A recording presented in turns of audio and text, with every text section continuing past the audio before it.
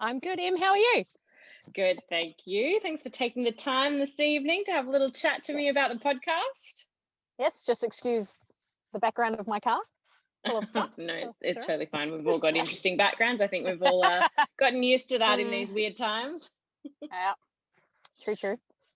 So, just to get started, I know you do, a lot of acting, and usually you're preparing for a stage show or a film. What's it been like Mhm. preparing to do a podcast instead? Yeah, very different. We did a little bit of research. Jen was great with sending through some stuff, and Lisa and Lee and everyone sort of found different bits. So we sort of did a bit of research. Listened to a few podcasts. I listened to a few, but I've never listened to story ones really. My Hmm. podcasts that I listen to are normally like interviews or like acting podcasts, that kind of thing. But I did find one, and it was on Oprah's top 10 podcasts, something or others. And it was really interesting. And it was called it's called Shit Town, I think. Anyway, it's about this guy who is like an investigator, and these people ring it or message him in or write him in these stories of their towns, and then he sort of goes through the stories on the podcast. It's very cool. Hmm. So we did a bit of that kind of research just to sort of get an idea of like the tones and the different things that these sort of are, because like you said, it's a different medium for us. I've never done it. Yeah. And then other than that, most of it was in the prep work. We obviously knew the script. We had to change a few things, so obviously to make it more clear from when you've got no visuals with the Yeah. script, but we sort of know the script inside and outside. So most of it was more research about the actual podcast story side of it Hmm. themselves, at least from my point of view, to prepare. Yeah, cool. And so tell us a little bit about the character that you play in the podcast. So I play Naomi, or Nay, and she is heavily pregnant.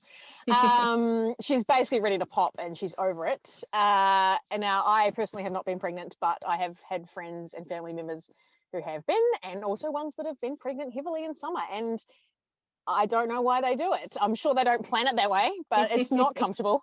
And so yeah, so she's basically these women have been childhood friends for a long time.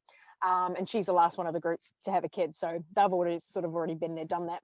Hmm. And yeah, she's mostly just struggling with the whole, just kind of wanting the baby to be out and the heat, and then everything sort of unravels from there, basically.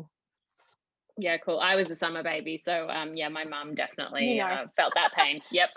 Yeah, I was yeah, causing it. yeah.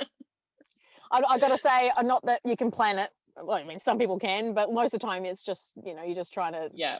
get the job done. But if you can Yeah. plan it, it's not something that I would It's recommend, not just ideal. based on people that I know who have done it, and then just watch their pain and gone, oh, I just want to be able to fix it, and I can't. But yeah, it's been a lot of fun to play, that's for sure. Yeah, I bet. And then so what can listeners expect when they download the podcast and have a little listen? Look, I think the story is fantastic, whether it's being told through film, theatre, or in this medium as a podcast. It's the stories that everyone can kind of identify. Now, obviously, I'm a Kiwi, not an Australian, but even the summer, there's a lot of stuff that sort of is very reminiscent of my summers growing up.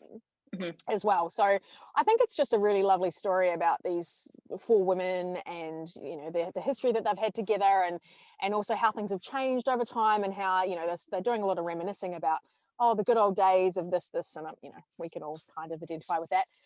It's just a really, really good story, and it obviously has a bit of a twist, and then sort of a change of tone, without giving too much away. But it's just they're just lovely stories. They're just genuine stories that people can kind of identify with growing up in, or down under, Australia or New Zealand, really.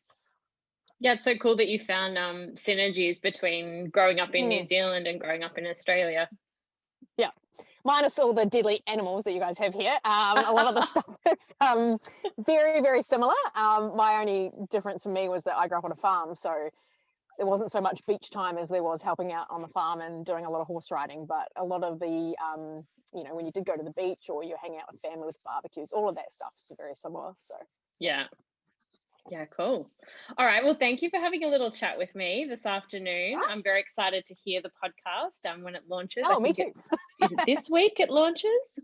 The first episode's coming out, yes, and then we've still got a bit of work to do on the other stuff. So Jen's doing an amazing job, because I can't imagine it's the first time having to do something like this. So we're learning as we go, and it's been fun. It's been really fun. I think the trickiest part is just your setup. That's been the trickiest part. So we're all still learning, but it's been fun, real fun. Awesome. Well, hopefully this is the first of many podcasts for Girls Act Good. Why not? Hey, we just take over the world. That's what we do. Thanks, Emma. Thanks so much. Awesome. All right. Thanks, Kelly. Cheers. Bye.